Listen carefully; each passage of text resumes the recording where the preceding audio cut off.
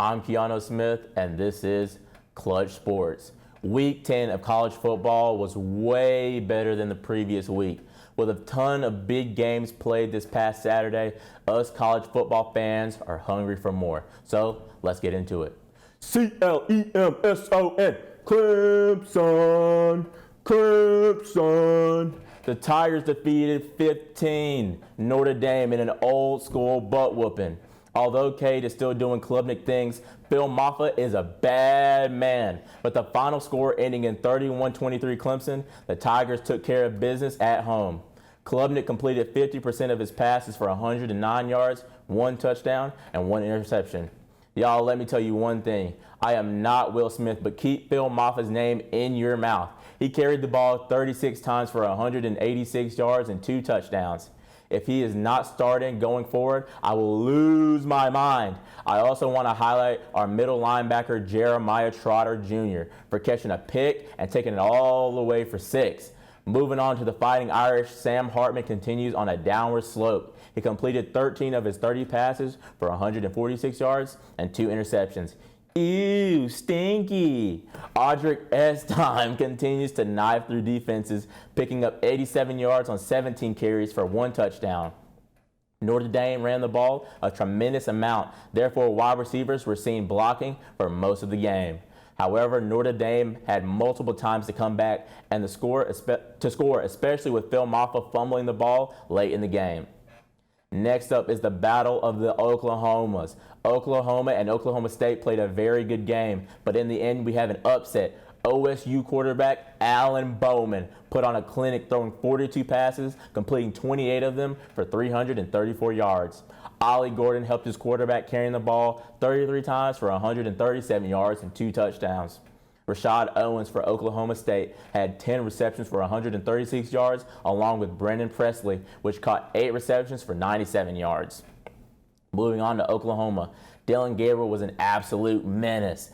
Gabriel threw 26 for 37 passes for 344 yards, 1 touchdown, and 1 interception. Gavin Sawchuk had a very good day rushing for 111 yards. However, the wide receivers put on a show. Drake Stoops had 134 yards, Jaleel Farouk had 98 yards, and Nick Anderson had 92 yards. In the end, this was a close one and had all fans on the edge of their seats. What an upset. Our last college football matchup is Oregon State, and say it with me, Colorado. I hate to see Colorado lose, but they have been going downhill fast and quickly. In reality, Oregon State won this game, but Colorado had a fighting chance.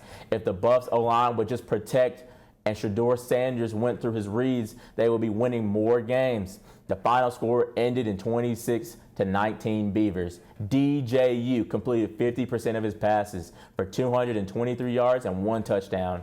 On the ground, Damian Martinez had 21 carries for 115 yards. Each of the Beavers receivers had a productive day, with all of them averaging the same amount of yards. Moving on to CU. They tend to shoot themselves in the foot. Waiting till the fourth quarter to win ball games is not smart. Shedeur Sanders threw for 245 yards and 2 touchdowns. Besides being sacked, Colorado did not have a rushing game plan. On the day, Colorado rushed for -7 yards. As a team, Travis Hunter continues to be dynamic on both sides of the ball, catching 8 receptions for 98 yards on the day. Colorado has the most talent, but it's their first year under new leadership, so I will cut them some slack. Moving on to a new segment of Clutch Sports is basketball. In this segment, I will be discussing basketball at the professional level and the college level as well. As the NBA season starts up, most teams are making themselves known. The Los Angeles Lakers are at 500 on the year. Their team does look promising with key additions like Christian Woods and re-signees like Roy Hachimura. Austin Reeves is on a shooting slump, finding himself sputtering on offense. With LeBron James' minutes being shortened, we expect Anthony Davis to have a big year and be one of the league's best players.